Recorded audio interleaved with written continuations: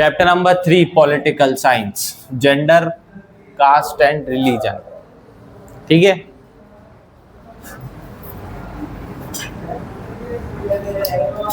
बहुत ही theoretical chapter रहेगा। मोस्टली जितने भी आंसर बनेंगे वो आपको मन से बनाने पड़ेंगे। ठीक है, जेंडर, कास्ट एंड रिलीजन क्या है, तीनों किस कैटेगरी में डाल सकते हो?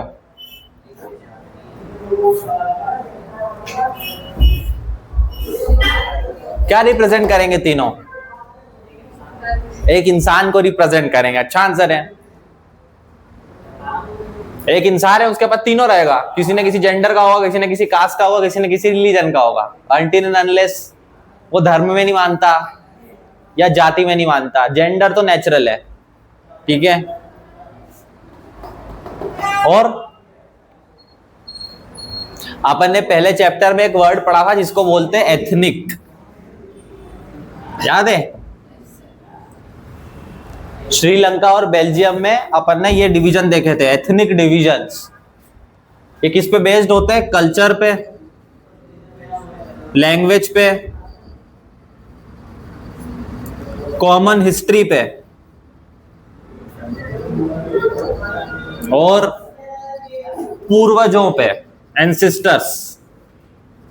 ज्योग्राफी भी आ सकती है, एक्सेट्रा। एथनिक डिविजन्स यही देखे थे, people in Sri Lanka and Belgium. ठीक है, एक एथनिक ग्रुप का मतलब ये होता है कि या तो उस लोगों का कल्चर सेम है, ठीक है, लैंग्वेज सेम है, कॉमन हिस्ट्री है, एंसेस्टर सेम है, मतलब उनके पूर्वज सेम रहे होंगे किसी न किसी जमाने में। उस एक ग्रुप को जो कलेक्टिव है उसको बोलते हैं अपन this is the same ethnic group. Culture same होना चाहिए, लैंग्वेज सेम होना चाहिए, कॉमन हिस्ट्री होना चाहिए, एंसेस्टर सेम होना चाहिए। कई बार अपन लैंग्वेज नहीं गिनते इसमें, पर मॉडर्न टाइम्स में क्योंकि बहुत कॉम्प्लेक्स हो गई है society, so we count language too. ठीक है, पर इंडिया का मेन डिवीजन फैक्टर क्या है? ये तीन। इंडिया में what is the biggest issue? Division based on gender, caste, religion. ठीक है, कोई भी कानून बनाना हो, कोई भी पॉलिसी बनाना हो, कोई भी वेलफेयर एक्ट करना हो, कोई भी त्योहार बनाना हो, ठीक है, इन तीन फैक्टर्स के अराउंड ही सब कुछ रिवॉल्व करेगा। ठीक है, किसी न किसी जेंडर को टारगेट करने की कोशिश करेंगे, किसी न किसी कास्ट को टारगेट करने की कोशिश करेंगे, या किसी न किसी रिलीजन को टारगेट करने की कोशिश करेंगे। इंडिया में तीनों ही बहुत ही ज्यादा सेंसिटिव इश्यूज है, कभी भी झगड़े हो सकते हैं, ज्यादातर इन दोनों में, कास्ट और रिलीजन। ठीक है, तीनों तरीके के डिवीजन के बारे में चैप्टर है। इंडिया में तीन प्रकार के डिवीजन है। The society is divided into 3 major divisions, gender, caste and religion.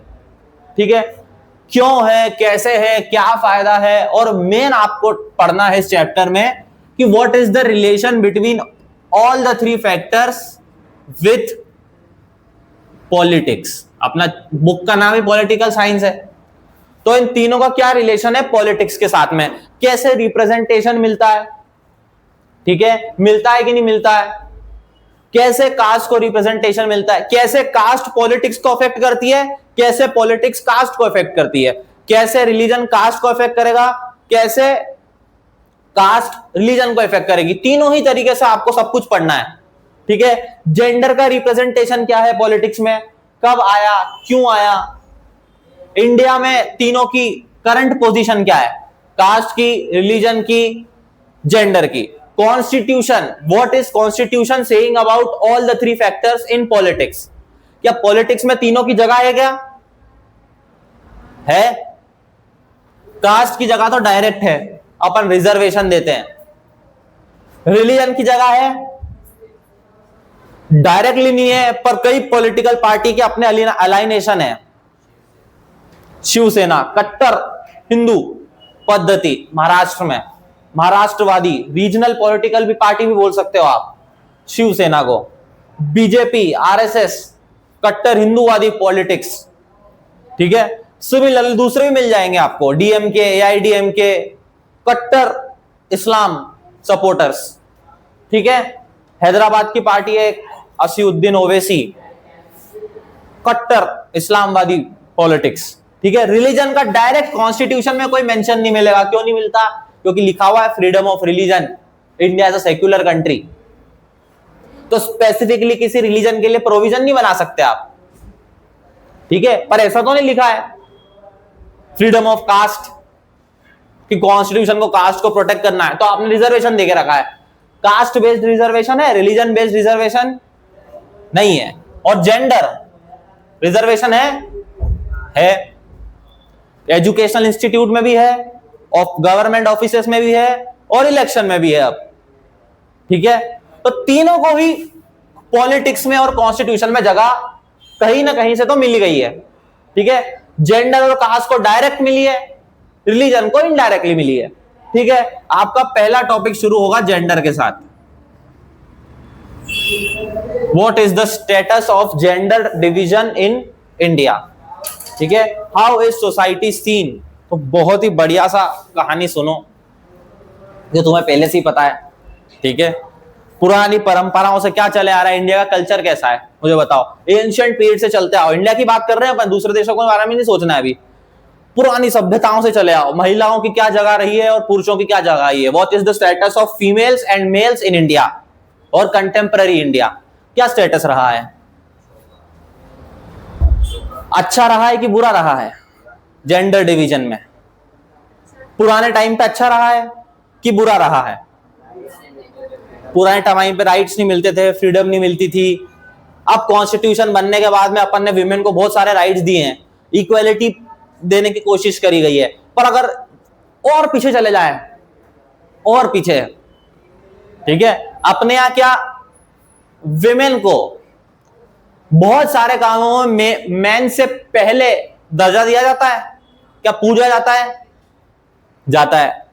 मुझे बताओ हिंदुइज्म के अलावा ऐसा कौन सा रिलीजन है जहां पर विमेन गॉड्स देखने को मिलती है?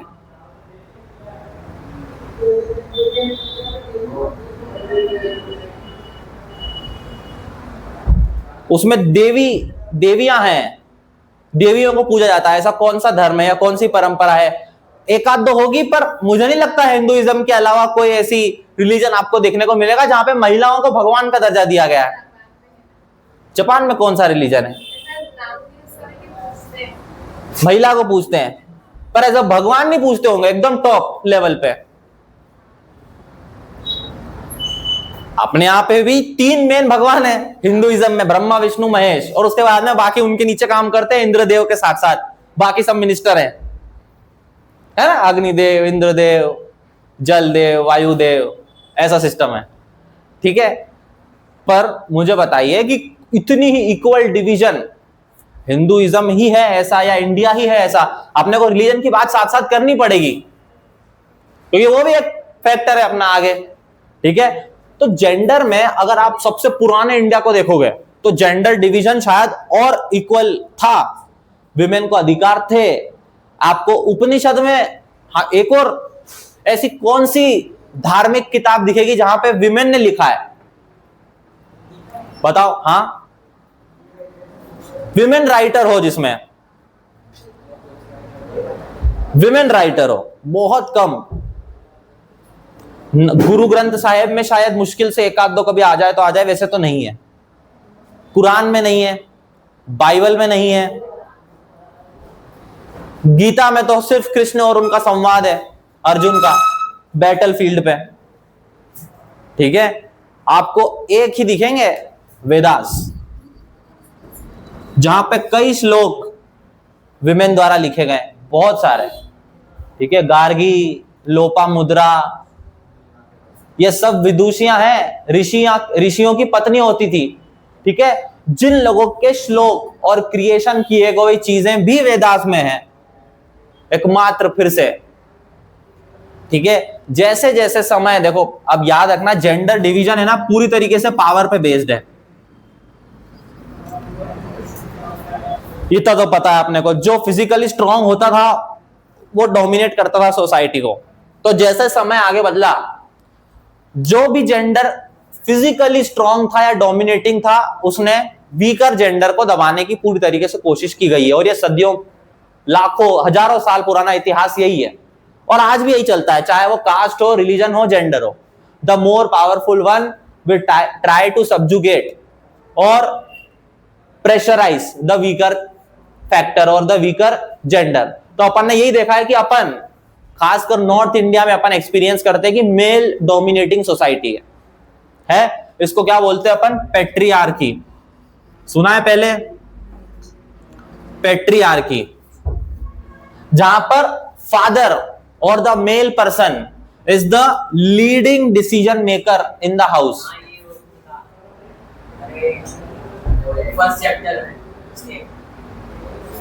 किसके? इंग्लिश के? हिस्ट्री है। पेट्रियार्की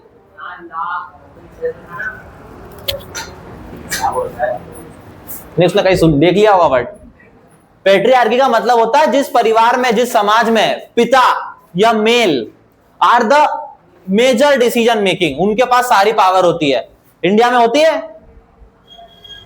होती है ना, सबके पापा लोग डिसीजन लेते हैं, पापा से घबराते हैं, है ना। मतलब ऐसा उल्टा भी हो सकता है, एक्सेप्शन भी है, पर जनरलाइज स्टेटमेंट कर रहा हूं, जनरलाइज्ड।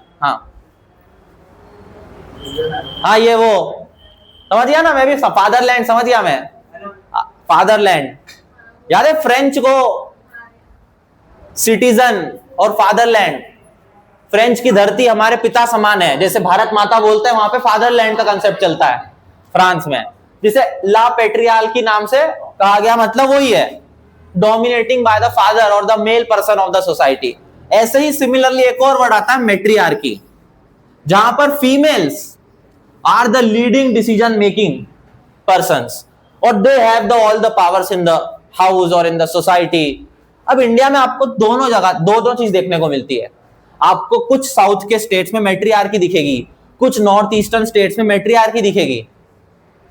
साउथ में जैसे घर है ना, नॉर्मल, तो लड़कियों का ज्यादा अधिकार होता है बजाय मेल चाइल्ड के, in property, in terms of powers, in terms of money, in terms of respect, all the things. Matriarchal society है, mothers have all the powers और the female gender have all the powers, ऐसा बोलना चाह रहा हूं मैं। More importance is given to the female child. North India में ऐसा उल्टा है। ऐसा इसलिए करा क्योंकि पता है लड़की चली जाएगी, शादी हो गई, प्रॉपर्टी दे दी तो वो भी लेके चली जाएगी, फिर हम क्या करेंगे। पर ऐसा साउथ में नहीं चलता, ऐसा नॉर्थ ईस्ट में भी नहीं चलता। आपको बहुत सारे ऐसे, जैसे थाईलैंड एक शहर है ना, बैंकॉक एक सिटी है, ऐसे ही बहुत सारे देश हैं। वहां का एग्जांपल बता सकता हूं क्योंकि मैंने सुना है, एक्सपीरियंस किया है, इसलिए वहां पे मेजोरिटी ऑफ द काम जो इंडिया में अपन इमेजिन भी नहीं कर सकते कि लड़कियां करती होती है, वहां पे करती है। जैसे कि आपको 95%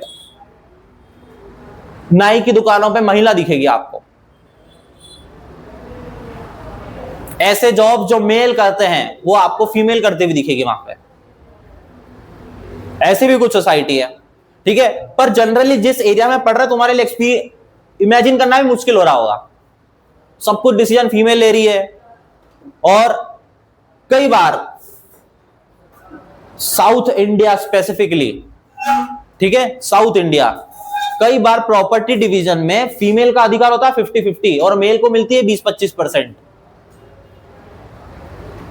ठीक है। इसको बोलते हैं मैट्रियार्की सोसाइटी होना। मतलब वहां पर फीमेल्स या विमेन डोमिनेट करेगी। कुछ वर्ड्स मैं बता रहा हूं, पहले आगे बढ़ने से पहले अपन क्लियर कर लें, ठीक है। एक और वर्ड होता है फेमिनिस्ट, ये बहुत चलता है आज की तारीख में, वो पिछली बार आया था ये एग्जाम में। फेमिनिस्ट सुना है? अगर कोई न्यूज देखता होगा, कोई करंट अफेयर से अवगत होगा, तो बहुत बार सुनने को मिलता है फेमिनिज्म या फेमिनिस्ट। इसका मतलब होता है महिलाओं के अधिकारों के लिए लड़ना, और the one who believes in equality between men and women, the rights of men and women are called feminist, and this movements are called feminist movements. जो मूवमेंट, जो लोग महिलाओं के समान अधिकार की बात करें वो लोग फेमिनिस्ट कहलाते हैं, ठीक है। पर बहुत ज्यादा डिफरेंस करना पड़ेगा आपको। फेमिनिस्ट भी दो पार्ट में आज की तारीख में डिवाइड हो गए। कैसे? वो लोग बात करते हैं कि महिलाओं को प्रोटेक्शन चाहिए, राइट्स चाहिए, पर इंडिया का लॉ कुछ टाइम से ऐसा बन गया था 10-15 साल में कि विमेन को इतने अधिकार मिल गए कि मेल खड़े भी नहीं हो पा रहे उनके सामने in court of law, evidence पेश करने में। सबसे अच्छा एग्जांपल डिवोर्स वाला है। डिवोर्स में एलिमनी, अगर सब इक्वल है तो एलिमनी काहे की?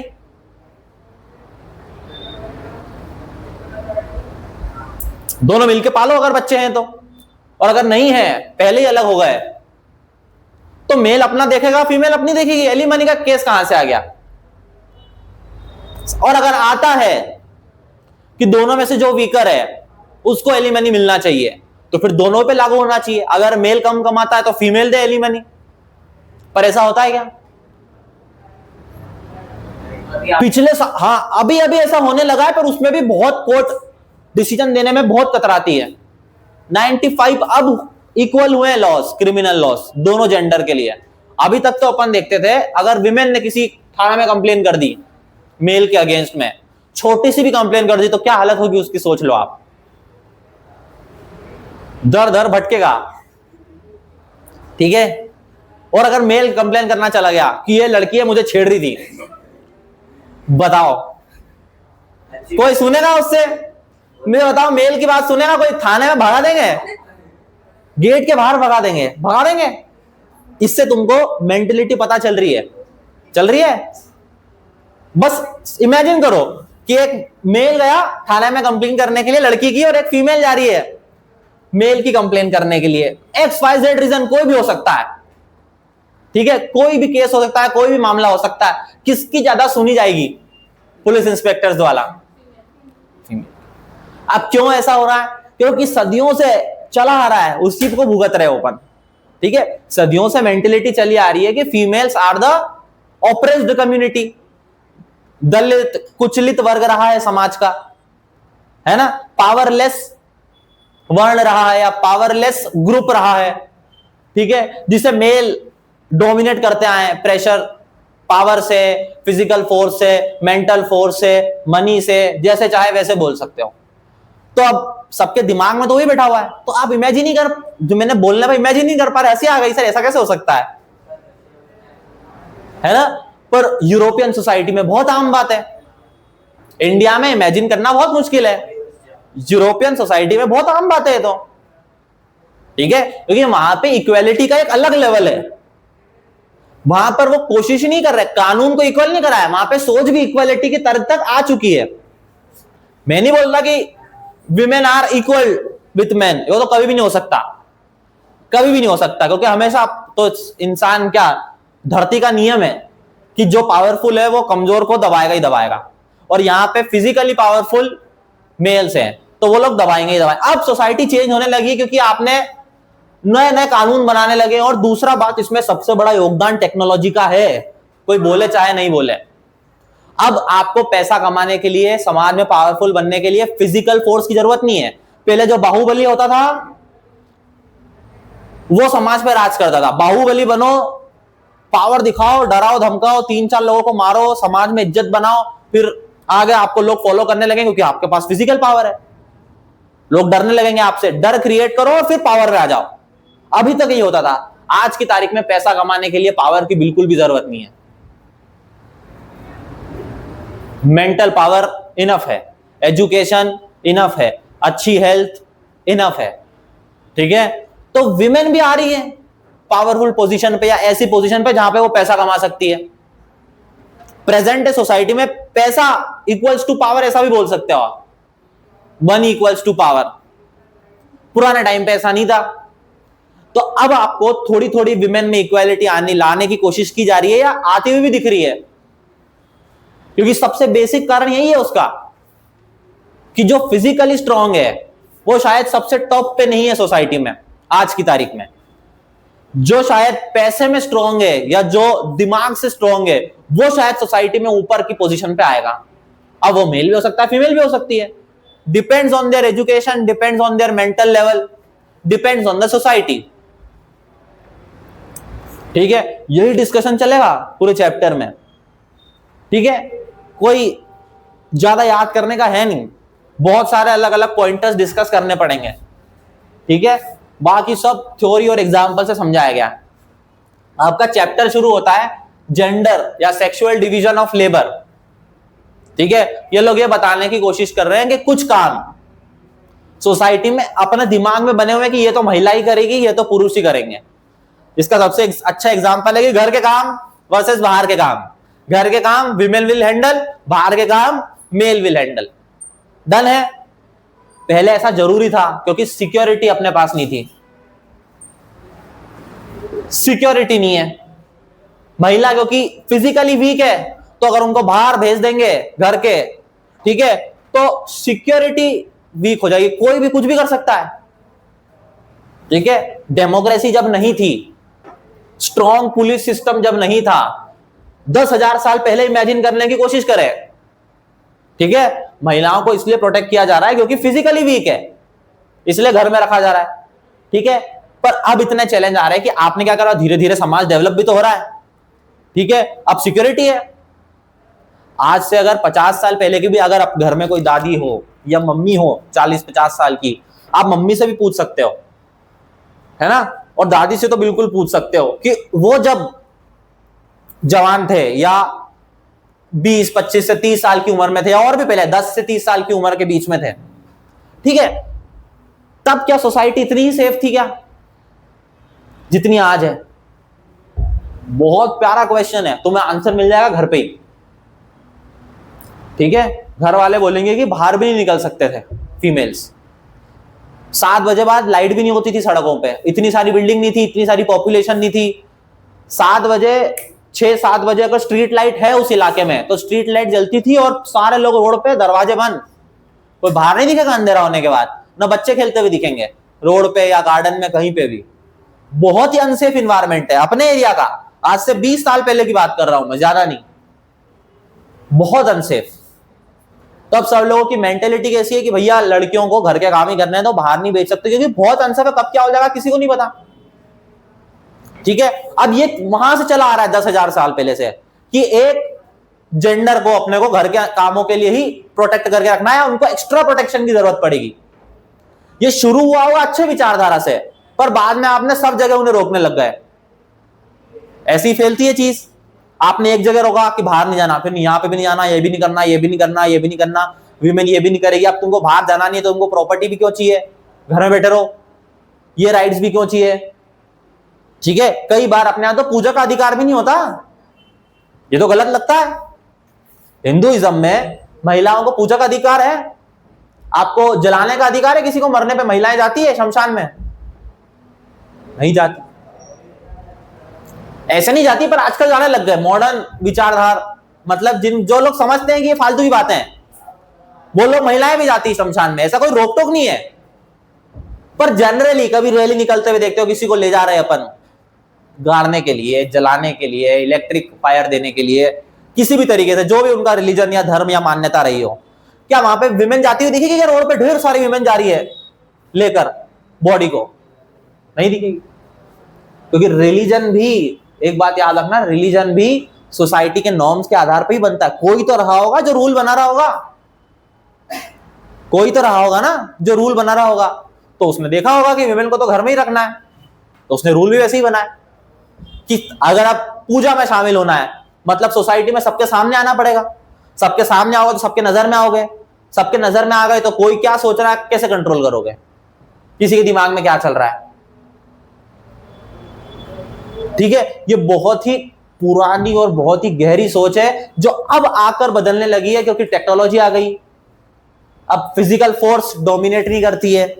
ठीक है, तो अब आप देखोगे कुछ कुछ सोसाइटी में, अभी भी नहीं होता जनरली, तो अभी भी मेजॉरिटी ऑफ द पीपल, ये लड़कियां 3 बैठी हैं यहाँ पे, ठीक है, अगर, हाँ 4 लड़कियां बैठी है, 4 लड़कियां बैठी है यहाँ पे और 4 लड़के बैठे हैं, इक्वल स्टेटस है अपने पास। अगर मान के चलो चारों सेम इकोनॉमिक स्टेटस के परिवार से आते हैं, same economic status, middle class, चारों के परिवार एक जैसे हैं पैसे के मामले में, ठीक है, 8 के सेम परसेंटेज बने 12th क्लास में, सेम, है ना, 8 को कहीं ना कहीं बाहर कॉलेज मिला मध्य प्रदेश से। क्या प्रोबेबिलिटी है कि लड़कों को भेज दिया जाएगा और लड़की को भेज दिया जाएगा? किसकी ज्यादा है, किसकी कम है? लड़कों की ज्यादा है, लड़कियों की कम है। एकमात्र रीजन है सिक्योरिटी। एकमात्र रीजन है सिक्योरिटी, और कोई कारण नहीं है क्योंकि फिजिकली वीक है तो शायद घर वाले डरेंगे, ठीक है, कि कैसे हैंडल कर पाएगी, या हो सकता है किसी के लड़के को भी मना कर देते हैं, लड़कों को भी मना कर देंगे कई बार कि बिगड़ जाएगा बाहर, पता नहीं किस संगत में लगेगा, कौन मिलेगा, कौन दोस्त बनाएगा, कहां घूमेगा, है ना, पीना खाना सब चलेगा, अकेले रहेगा तो लड़कों को भी मना कर दे। पर लड़कियों का मेन रीजन बिगड़ना नहीं होगा, बहुत कम, बिगड़ना भी हो सकता है।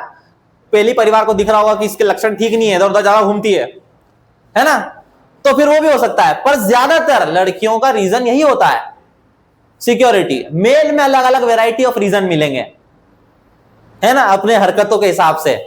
12th तक का रिपोर्ट कार्ड निकालेंगे कि अच्छा ये भी इसको यहाँ पे पकड़ा गया था, टीचर से भी कंप्लेन आई थी, लड़ता हुए पकड़ा गया था, किसी की गाड़ी भी ठोक दी थी, पुलिस से भी एक बार लफड़े हो गए थे, झगड़ा कर लिया था, रोड पे मार पिटाई हो गई थी, किसी को बुला के ले आया था। पूरा रिपोर्ट कार्ड निकलेगा, फिर डिसाइड करेंगे क्या, नहीं इसको तो नहीं भेजना है, छोटे वाले को भेजेंगे, ये समझदार है, इसको नहीं भेजेंगे, ठीक है।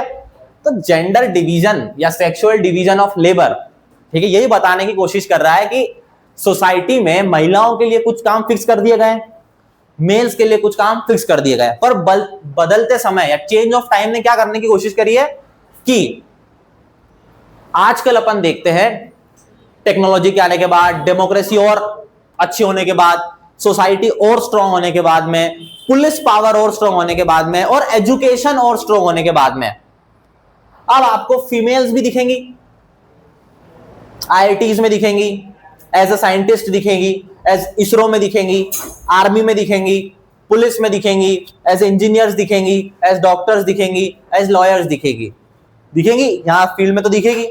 मतलब फीमेल्स बाहर के काम भी कर रही है, थोड़ा सा तो चेंज हुआ है नॉर्म, अभी भी वो रेशो नहीं है, अभी भी शायद मेल 70 होंगे तो फीमेल 30% होगी, पर 30 तो हुई, ठीक है। मतलब वो समय कुछ तो बदला है, कुछ तो पॉजिटिव चेंज करा है अपन ने, मतलब पहले के समय से कुछ तो अच्छा हो रहा है ना। आज के टाइम में हर चीज खराब थोड़ी है कि इन्वायरमेंट खराब कर रहे हैं अपन, पेड़ खराब कर रहे हैं, पानी की कमी हो रही है, गर्मी बढ़ रही है, सब पॉइजनस खाना खा रहे हैं, फर्टिलाइजर डाल रहे हैं, पेस्टिसाइड डाल रहे हैं।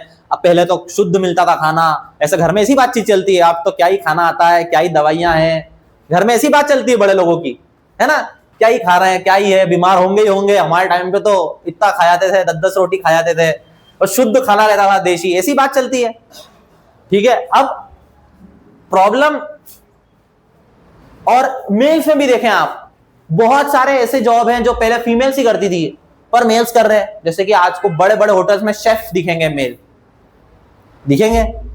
अर्बन क्लैप करके, कई अर्बन क्लैप के बारे में सुना है, जो सर्विसेज प्रोवाइड करते घर में, साफ सफाई करवाना हो या बाल कटवाना हो तो घर पे आते हैं वो लोग, ठीक है। कुछ रिनोवेशन करवाना हो, ठीक है, लकड़ी का काम कराना हो तो अर्बन क्लैप से बुक कर दो, वो आ जाएंगे। दिवाली की साफ सफाई कराना हो, अर्बन क्लैप से बुक कर दो, उनकी टीम आती है, सब कुछ सामान होता है, पे कर दो, वो साफ करेंगे और चले आएंगे। तो वो अर्बन क्लैप की टीम में मेल्स होते हैं कि नहीं होते हैं? तो मेल्स घर का काम कर रहे हैं, नहीं कर रहे हैं? कर रहे हैं। आपको ज्यादातर लेबर, छत बनाने वाली टीम आती है, छत डल रही हो किसी की घर की, वो छत बनाने वाली टीम में जो लेबर होता है वो विमेन देती है कि मेन देते हैं?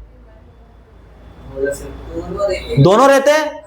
पर जो मेन फिजिकल वर्क रहता है, गिट्टी भर भर के तगारी लेके जाना, वो काम कौन करता है? अगर स्ट्रॉन्ग की ही बात है तो देख लो, गांव में पानी वानी लेने जाती है दूर दूर तक घड़े लेके, तो मेल जाते हैं फीमेल जाते हैं? चल भी नहीं पाएंगे ये लोग तो, 10-10, 15-15 किलोमीटर घड़ा लेके चलना रहता है, हालत खराब हो जाएगी इनकी, है ना। इनका ईगो सेटिस्फाई नहीं हो पाएगा कि हम ये काम करेंगे, हमारे पास तो फिजिकल पावर है, ऐसा कैसे, ये भी है।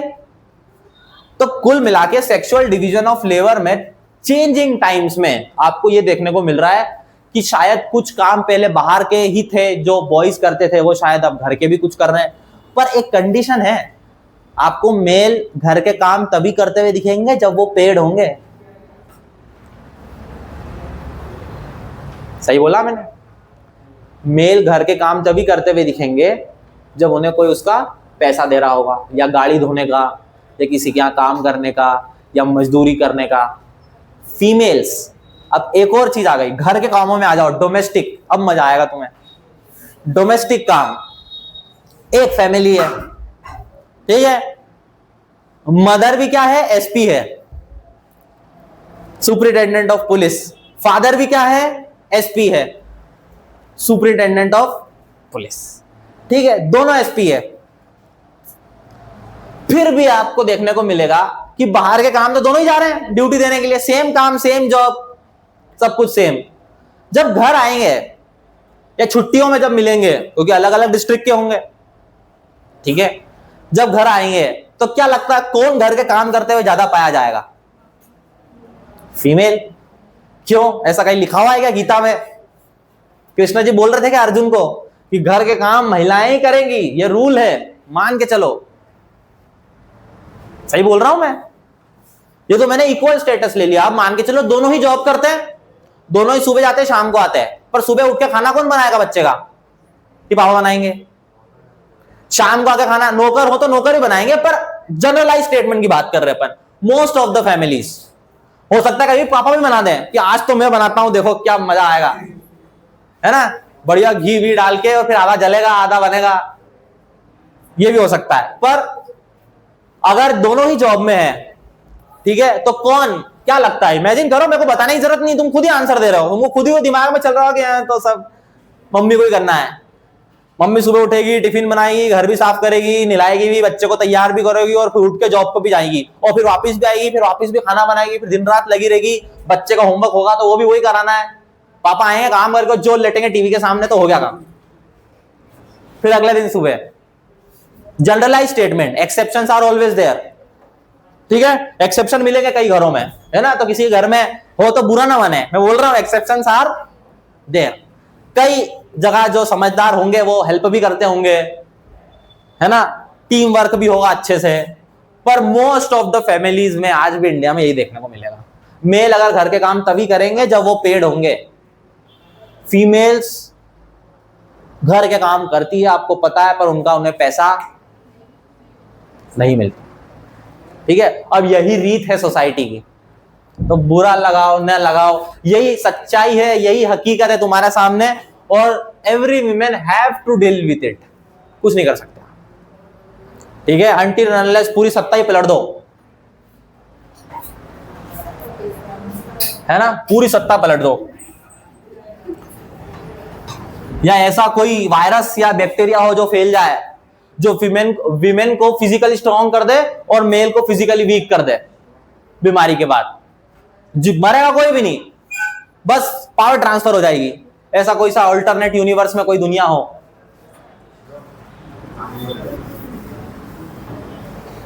तो ये सब कुछ है आपका दिया हुआ जेंडर डिवीजन पे, ठीक है।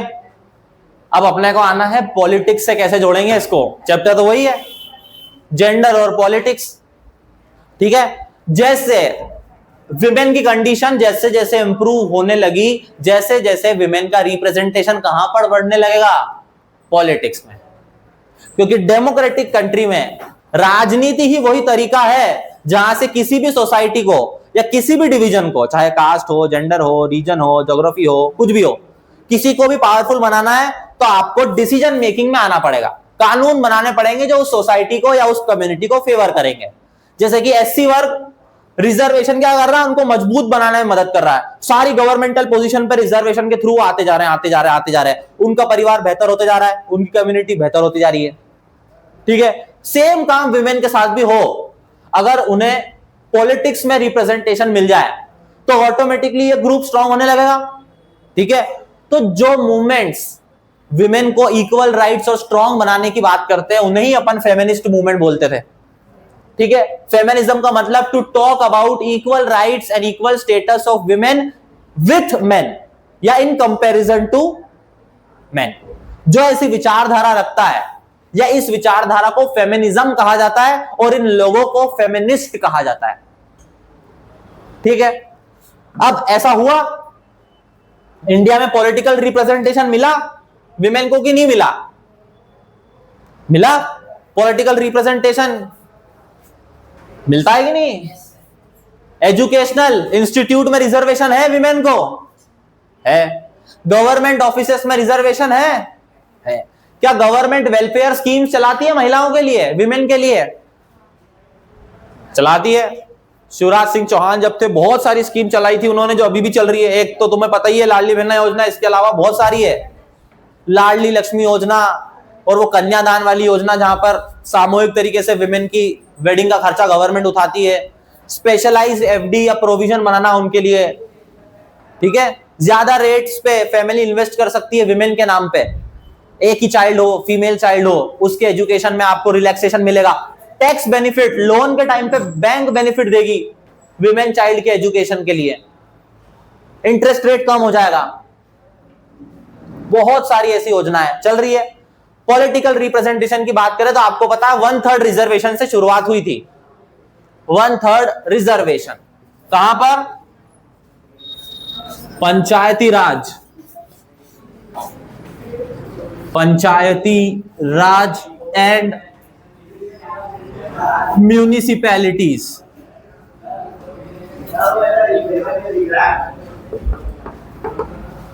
ठीक बोल रहा हूं? नगर निगम के चुनाव में और पंचायत के चुनाव में विमेन है 1/3 रिजर्वेशन। ठीक है, फिर से सुन लें, पंचायत और नगर निगम, कहां की बात कर रहा हूं? Women's representation in politics. Education भूल जाओ, गवर्नमेंट ऑफिस भूल जाओ, अभी नौकरियां भूल जाओ और एजुकेशन की सीट भूल जाओ। सिर्फ पॉलिटिक्स में कौन से चुनाव है? ये लोकल गवर्नमेंट के। याद है? Local government, 73rd amendment, 74th amendment, Panchayati Raj, है ना। डिसेंट्रलाइजेशन वर्ड ढूंढ रहा था मैं, डिसेंट्रलाइजेशन, है ना। चैप्टर नंबर 2 फेडरलिज्म में आएगा। इन लोगों ने पढ़ लिया है, कुछ लोगों ने नहीं पढ़ा होगा अभी। 1/3 रिजर्वेशन, ठीक है। पर क्या विधानसभा में है? क्या लोकसभा में है? क्या नहीं है, दोनों ही जगह नहीं है। स्टेट असेंबली में आपके बुक में परसेंटेज मिल जाएंगे आपको, शायद 14% के आसपास विमेन रिप्रेजेंट करती है और 6% के आसपास विधानसभा में विमेन है। इतना कम परसेंटेज है लोकसभा में और विधानसभा में। कई बार महिला प्रधानमंत्री बनी है इंडिया की, इंदिरा गांधी, महिला प्रेसिडेंट भी बनी है प्रतिभा पाटिल, और उसके बाद अब द्रौपदी मुर्मू, ठीक है। पर प्रधानमंत्री के आसपास देखो जो कैबिनेट होता है, जो खास खास वाले मिनिस्टर होते हैं, 15-20 इनर सर्कल जो होता है, गृह मंत्री, विदेश मंत्री, डिफेंस मिनिस्टर, ये जो खास खास वाले होते हैं। इंदिरा गांधी प्राइम मिनिस्टर है, पर क्या एक भी कैबिनेट का मिनिस्टर विमेन है क्या उनके टाइम पे? मोदी जी आज प्राइम मिनिस्टर है, कितनी विमेन होंगी जो उनके खास इनर सर्कल में कैबिनेट मिनिस्टर होगी? एक आध तो सुषमा स्वराज थी पहले, वो अब नहीं है, मेजर मिनिस्टर थी, वो एक एक्सेप्शन है। इसके अलावा और कोई नाम बता दे, कोई महिला मंत्री का नाम बता दो मुझे, नाम ही नहीं याद आएगा। आ रहा है नाम? एक वो है टीवी सीरियल वाली, याद है, सास भी कभी बहू थी में जो काम करती थी, नाम भूल गया मैं उसे, है ना। सबसे one of the first serial जो इंडिया में पॉपुलर हुआ होगा कलर टीवी पे, अब नाम नहीं आता रहा मुझे, पर मैं सीरियल का नाम बता दिया मैंने। तो सास भी कभी बहू थी में जो एक्ट्रेस है वो अभी करंटली इंडिया के मिनिस्टर है, ठीक है। इनर सर्कल में अच्छी पावरफुल मिनिस्टर है। किसी को याद आ रहा है? नहीं याद आएगा नाम। आप जयशंकर का नाम बता दोगे, अमित शाह का नाम बता दोगे, मोदी जी का नाम बता दोगे, और 1-2-4 मिनिस्टर का नाम बताओगे, वेंकैया नायडू का नाम बता दोगे, राहुल गांधी आपके दिमाग में आ जाएंगे क्योंकि वो पार्टी के लीडर भी हैं। पर इसके अलावा कोई विमेन मिनिस्टर का नाम बता पा रहा है क्या? विमेन भी नहीं बता पा रही है। तो ये अपना ही नहीं सोच रही है तो दूसरे क्या सोचेंगे? सही बात है, आपको लेना पड़ेगा इनिशिएटिव। अब इतनी जागरूकता वाली बात 10th क्लास में पता चलेगी तो फिर कैसे हो पाएगा? ये पहले चर्चा हो जानी चाहिए थी। कहीं ना कहीं एजुकेशन सिस्टम भी लैग कर जाता है, ठीक है, क्योंकि जो काम रिजर्वेशन नहीं कर सकता वो एजुकेशन कर सकता है कई मामलों में, ठीक है। अब विमेन, यंग विमेन ही विमेन की राइट्स के लिए इंटरेस्टेड नहीं है, कई बार ये भी देखने को मिलता है। आप ही अपने क्षेत्र की महिलाओं के बारे में जानकारी नहीं रखोगे, चाहे कम हो पर याद होना चाहिए, तो कैसे दूसरों को बताओगे और कैसे अपने आगे वाले जनरेशन को या अपने छोटे भाई बहनों को इंटरेस्टेड बना पाओगे उनके लिए, उनके बारे में सिखा पाओगे? क्योंकि ये तो थी सिखाने वाले, हम क्यों सिखाएंगे? सिखाना चाहिए हमको, पर फर्स्ट रिस्पॉन्सिबिलिटी हमारी तो नहीं है।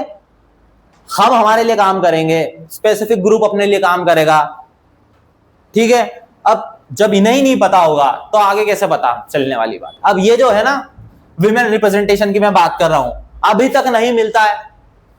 2023 में एक बिल आया था लोकसभा में, उसके बाद वहां पर डिमांड की गई थी 1/3 रिजर्वेशन फॉर लोकसभा एंड विधानसभा, किसके लिए? विमेन के लिए, इलेक्शन के दौरान, और वो हो गया है पास 2024 में, ठीक है। प्रेसिडेंट ने, याद है ना, लोकसभा राज्यसभा प्रेसिडेंट ने साइन करी, बिल हो गया पास, बन गया कानून, बिल टू लॉ, ठीक है। तो प्रेसिडेंट ने साइन कर दिए 2024 में, बन चुका है अब कानून। तो अब जब भी अगले इलेक्शन होंगे, कब तक होगा ये? अभी सेंसस के बाद जनगणना होगी, तभी तो पता चलेगा महिलाओं की आबादी कितनी है, पुरुषों की आबादी कितनी है, किस एरिया में कितने विमेन चाहिए, कितनी सीट रिजर्व करना है, सेंसस के बाद ही पता चलेगा। सेंसस का काम चालू हो गया है। तो आप जब भी नेक्स्ट इलेक्शन देखोगे 2026 में, 27 में, 28 में, या तो स्टेट असेंबली का हो या 2024 में अभी हुआ है लोकसभा का, 5 साल बाद लोकसभा का हो, आपको 1/3 रिजर्वेशन देखने को मिल जाएगा विमेन का, यहां पर भी, यहां पर भी, ठीक है। यहां पर अपन खत्म करते हैं आज की क्लास।